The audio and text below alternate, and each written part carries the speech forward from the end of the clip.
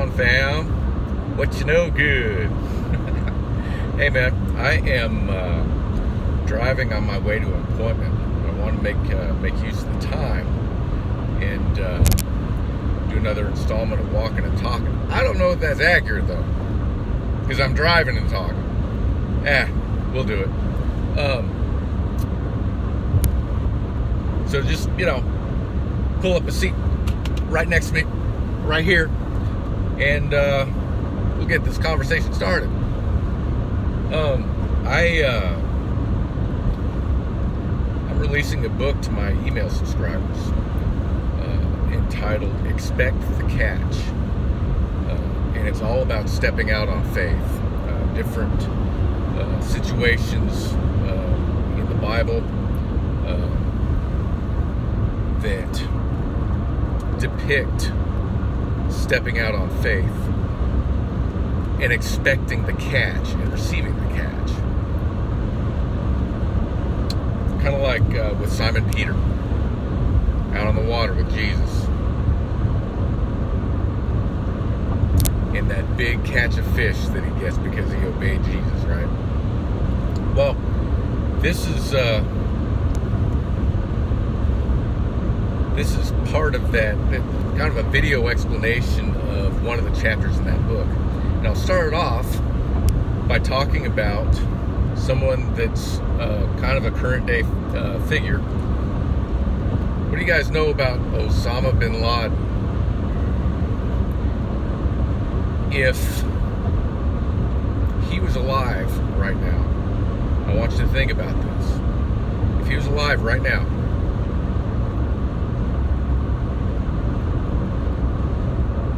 publicly proclaimed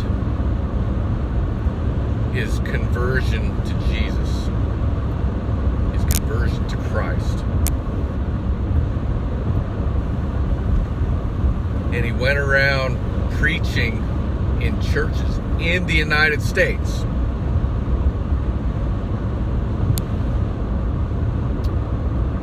And then he found out he was coming to yours.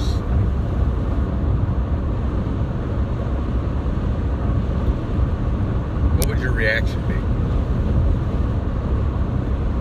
Think about that.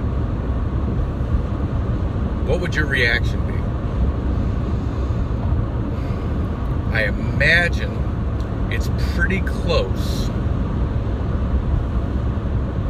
to the reactions that Saul, otherwise known as the Apostle Paul, was receiving when he first started preaching in the local churches. You see, Saul came from great means. He had a lot of money, a lot of education. He was a member of the Sanhedrin, which is the ruling council of 50 over all of Israel. Had a lot of clout. These guys, they made the laws, they judged if you broke the law, and they punished you for breaking the law. So they are senators, Supreme Court justices, and attorneys general, kind of all rolled into one. So he had a lot of clout. He also had studied under Gamaliel, who's a legendary rabbi. He's mentioned in the Midrash, in the Mishnah, and in the Bible.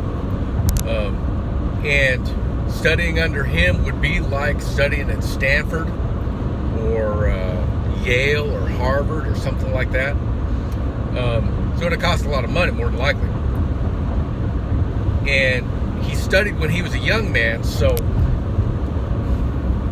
he probably wouldn't have had a lot of money unless his parents gave it to him.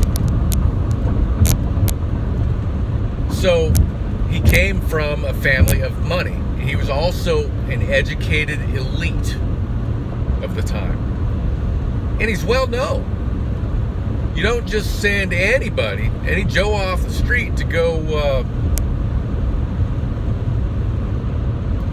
lock people up, to pull them out of the synagogues, to have them stoned to death. No.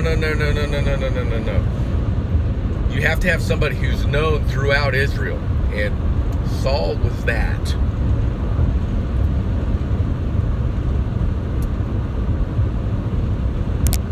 part of why I want to talk about this cat is something happened to him on the road to Damascus.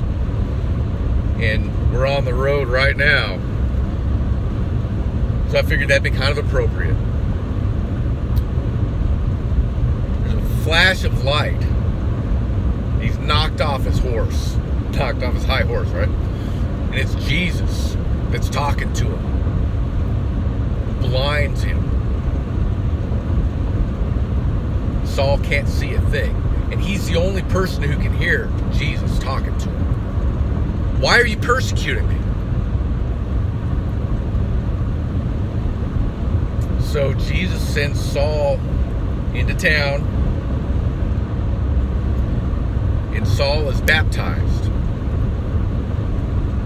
He's not called Saul all that much anymore. I think he had both names growing up. But they don't call him Saul anymore. They call him Paul. 2 years he spends time with Jesus.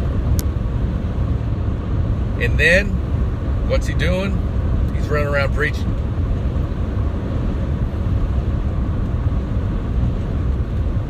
He's obedient to Jesus. And he expects the catch. Now, it doesn't come without a price. Paul writes about this. He said he's been stoned and left for dead multiple times. He's been beaten to death, left for dead multiple times, shipwrecked multiple times. So he's definitely paying for it. He's ultimately beheaded for preaching the gospel, the good news of Christ. But Paul stepped out on faith, and he expected the catch. Another catch that he received, aside from his salvation, was that this cat wrote 2/3 of the New Testament. That's a pretty big deal. So we have a monument to, and he wouldn't say he wanted people to remember him. He wants people to remember Christ.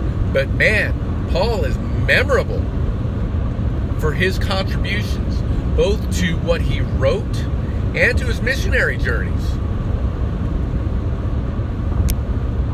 Expect the catch. This is a big deal. All right, I'm going to get back to driving. Love you guys. Be blessed.